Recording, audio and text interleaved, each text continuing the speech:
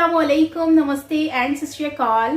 I hope you all are doing great. Welcome back to my channel once again. मैं हूँ साइमा पीरज़ादा और आप लोगों के लिए लेकर आई हूँ बहुत ही ज़बरदस्त वीडियो और इस वीडियो का टाइटल है 3000 crore field sky rappers in Mumbai. ओए होए, तो देखते हैं इस वीडियो को। आई होप कि आपको ये वीडियो बहुत अच्छी लगने वाली है बिकॉज मुंबई के बारे में मैं जानना चाहती हूँ मज़ीद। तो बिना देरी के चलते इस वीडियो की तरफ। सो उससे पहले अगर आपने मेरा चैनल सब्सक्राइब नहीं किया तो लाजमी कर लें एंड बेल आइकन को प्रेस करना तो बिल्कुल मत भूलें ताकि नेक्स्ट आने वाली वीडियो आपको मिलती रहे। सो चलते हैं अपनी वीडियो की तरफ। Let's start. 1 2 3 गो।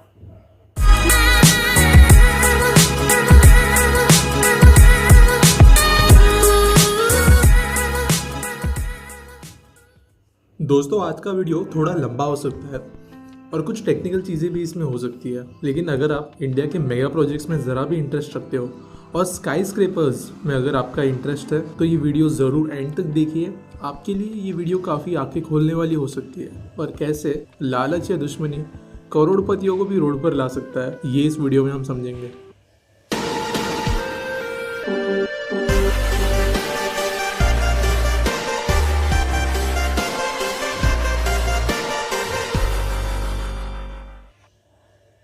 दोस्तों, आपके हिसाब से एक बिल्डिंग जिसमें 160 बड़े अच्छे घर हो और पूरे देश के कुछ सबसे महंगे और हाई डिमांड इलाके में अगर ऐसी कोई बिल्डिंग बन रही हो तो उसे बनने में कितना समय लगना चाहिए? 3 साल, 4 साल या 5 साल?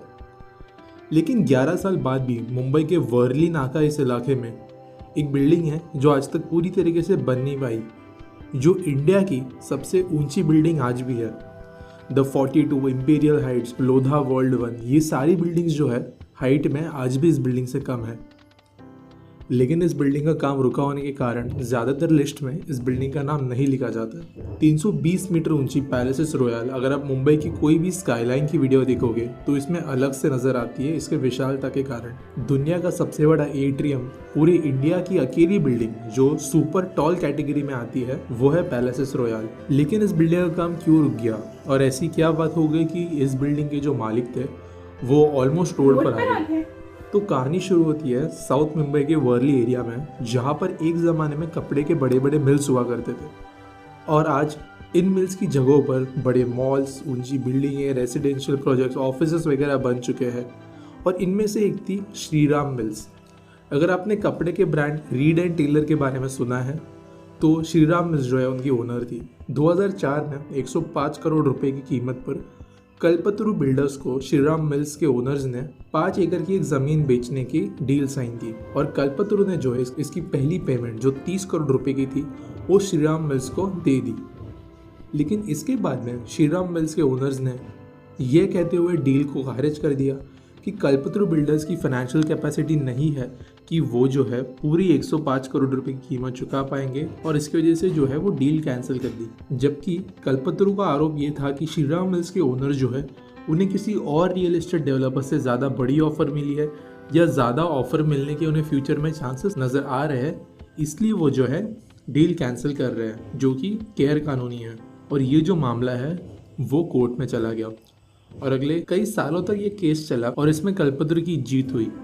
और ये केस जो है हमारे मेन केस से आप ज़रा साइड में रखिए, ये केस जो है वो लास्ट में पूरी लिंक जोड़ेगा। अब इस केस से अलग श्रीराम अर्बन इंफ्रास्ट्रक्चर ने 2008 में पैलेसेस रॉयल का कंस्ट्रक्शन अपनी ही मिल की जगह पर शुरू किया और देखते ही देखते साल 2012 तक ये बिल्डिंग अपनी पूरी हाइट तक पहुँच गई। इस बिल्डिंग में इंडिया के पहले कुछ सर्टिफिकेशन जैसे लीड ग्रीन सर्टिफिकेशन, इसके अलावा दुनिया का सबसे ऊंचा एट्रियम यानी सबसे ऊंची रूफ आप कह सकते हो इस बिल्डिंग में थी। इतनी पूरी हाइट तक पहुंचने के बाद में इस बिल्डिंग की मुश्किलें तब शुरू हो गई जब एक एनजीओ जनहित मंच ने पैलेसेस रॉयल के ओनर्स के खिलाफ एक कंप्लेंट की और कोर्ट में पैलेसेस रॉयल ने एफएसआई के नियमों का उल्लंघन किया है और रेफ्यूज एरिया, रिजर्व्ड एरिया और पार्किंग एरिया को भी सेलेबल बताते हुए कंस्ट्रक्ट कर दिया है। ये उन्होंने आरोप लगाया बीएमसी के सामने। और इस समय तक पैलेसेस रॉयल में 1200 करोड़ रुपए के घर जो है वो बिक चुके थे और इन घरों की कीमत 25 से 50 करोड़ के बीच में थी। इसके कारण कोर्ट ने पैलेसेस रॉयल के काम पर रोक लगा दिया और सारे जो फ्लैट बायर्स थे उनका पैसा जो है इसमें रुक गया। 2016 में कोर्ट ने ये डिसीजन दिया कि एनजीओ जनहित मंच ने जो भी आरोप पैलेसेस रॉयल के ओनर्स पर लगाए थे वो सही नहीं थे और रेफ्यूजी एरिया जो है इसका कोई इलीगली यूज़ नहीं किया गया है। लेकिन बिल्डिंग के पास ही बने एक 15 मंजिला पार्किंग को उन्होंने कहीं ना कहीं इलीगल हो सकता है कि दावा किया और बीएमसी को इस आगे जो है हैंडलिंग करने के लिए कहा और बीएमसी ने जो है पैलेसेस रॉयल के ओनर को पार्किंग की बिल्डिंग के बदले जो पैलेसेस रॉयल की ऊपरी 15 फ्लोर्स है उसे हटाने के लिए कहा और साथ साथ जो भी फ्लैट बायर्स है उन्हें अपने एफएसआई के हिसाब से एरिया जो है वो एज कॉम्पनसेशन प्रोवाइड करने के लिए कहा। मामला फिर से कोर्ट में पहुंच गया। अब इस समय फ्लैट बायर्स बहुत ज़्यादा परेशान हो गए थे और अपनी इन्वेस्टमेंट की सिक्योरिटी के लिए वो रेरा पहुंचे जो रियल एस्टेट रेगुलेटरी अथॉरिटी है और नियमों के हिसाब से रेरा ने बिल्डर्स को सारे फ्लैट ओनर्स को 10.5% इंटरेस्ट के हिसाब से सारे पैसे जो है वो लौटाने के लिए कहा है। 2019 में जाकर सारा मामला जो है वो सेटल हुआ और पैलेसेस रॉयल की एक बहुत बड़ी जीत हुई क्योंकि अब वो कंस्ट्रक्शन शुरू कर सकती थी और बहुत सारे आरोप जो उन पर लगाए गए थे वो कहीं ना कहीं सही नहीं थे। लेकिन अब तक इस प्रोजेक्ट का दिवाला निकल चुका था। ये फ्लैट बायर्स जो है वो अपना कॉन्फिडेंस खो चुके थे, नए सेल्स हो नहीं रहे थे और ऑब्वियसली बहुत सारा पैसा खर्च हो रहा था।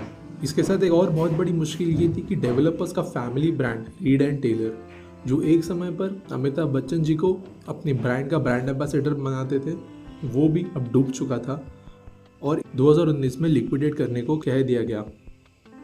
यानी जो भी रीड एंड टेलर की प्रॉपर्टीज़ होगी, जो भी उनके पास में अभी एसेट्स होंगे वो बेच देने के लिए कहा गया था। इस वक्त इंडिया बुल्स जिसने इस प्रोजेक्ट को लोन दिया था वो भी अपने पैसे रिकवर करना चाहती थी और जिसकी अमाउंट टोटल 915 करोड़ रुपए थी। तब श्रीराम मिल्स अर्बन इंफ्रास्ट्रक्चर जो है वो 915 करोड़ रुपए बिल्कुल भी नहीं दे सकती थी और आखिर कलेक्टर के परमिशन के अंडर साल 2019 में पैलेसेस रॉयल का ऑक्शन कर दिया जाएगा, इसकी नीलामी कर दी जाएगी, ऐसा घोषित कर दिया गया। लेकिन इस बिल्डिंग के केसेस के चलते और इसकी हिस्ट्री को चलते हुए कोई बड़े रियल एस्टेट डेवलपर्स ने ऐसे प्रोजेक्ट में इंटरेस्ट नहीं दिखाया और ऑक्शन जो है जून 2019 में फेल हो गया।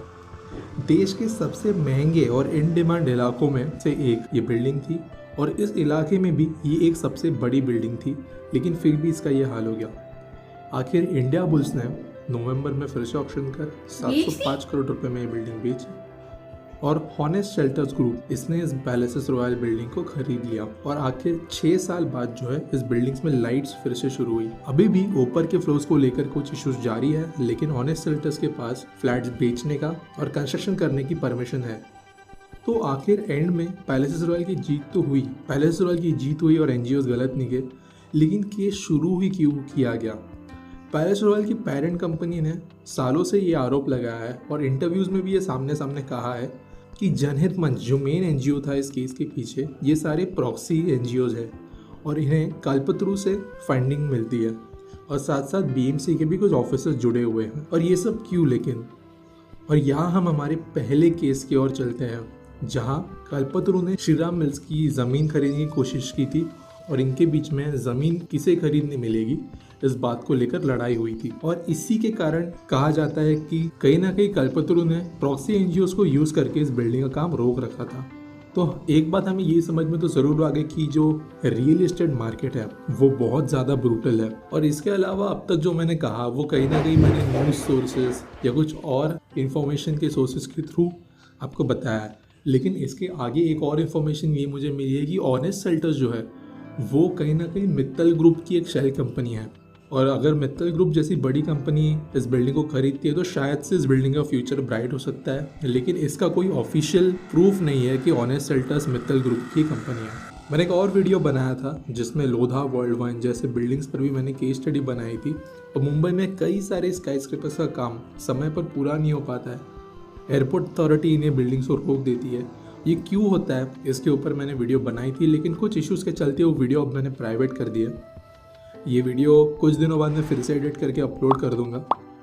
अगर आज ये बिल्डिंग 2016 में ही पूरी हो जाती तो हो सकता है कि मुंबई और बाकी शहरों के लिए ये एक लैंडमार्क बिल्डिंग होती और इसके जैसे और कई सारे बड़े बड़े रियल एस्टेट डेवलपमेंट जो है आज हमें मुंबई में और दूसरे शहरों में नज़र आते थे।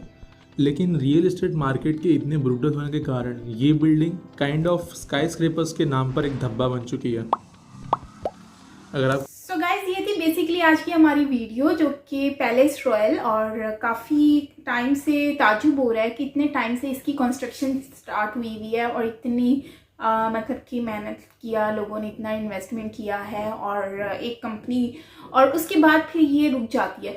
यार एक बात समझ नहीं आती, जब हमारी कंट्री या फिर हमारे मुल्क में एक अच्छा काम हो रहा होता है तो उसके पीछे इतने सारे हेटर्स आ जाते हैं, इतनी सारी प्रॉब्लम्स जो है ना वो हमें फेस करनी पड़ती हैं। सो लोग क्यों नहीं कुछ अच्छा देखते कि कुछ अच्छा होने वाला है तो उसको होने दिया जाए। सच एज जैसे कि पाकिस्तान में भी इस तरह की एक चीज़ हुई थी कि पाकिस्तान की सबसे बड़ी बिल्डिंग जो है वो बहरिया आइकॉन बन रहा है in near by sea side ना, क्लिफ्टन में। तो उसको भी बनाने से ना रोक दिया गया था। उसमें बहुत सारे इश्यूज आ रहे थे, उसको मतलब केस चला गया था अदालत में, मतलब कोर्ट में।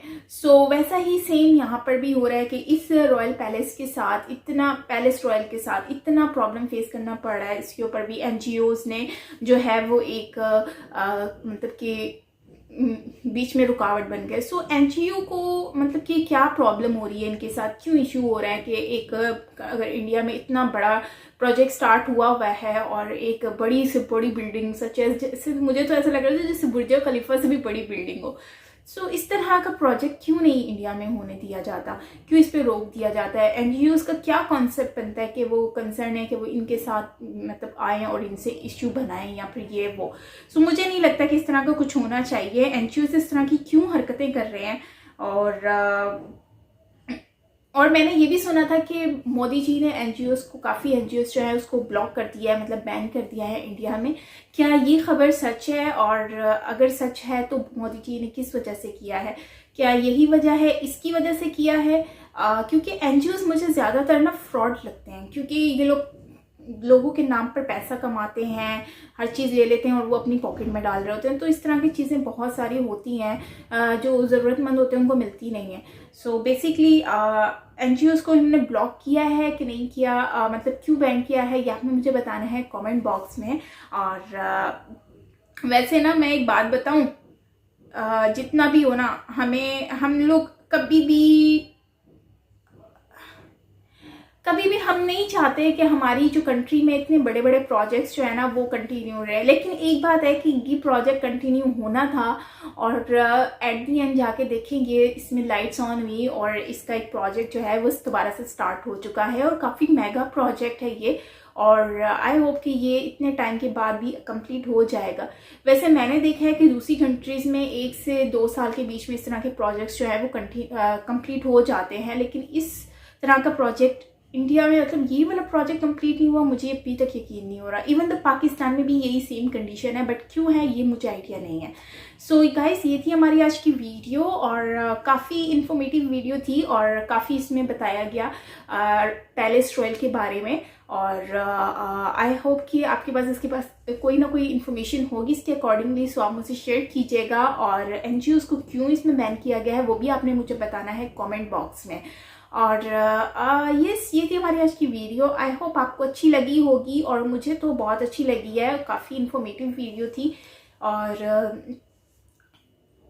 मिलते हैं नेक्स्ट वीडियो के साथ। अपना बहुत सारा ख्याल रखिएगा। मैं हूँ साइमा पीरज़ादा फ्रॉम कराची, पाकिस्तान।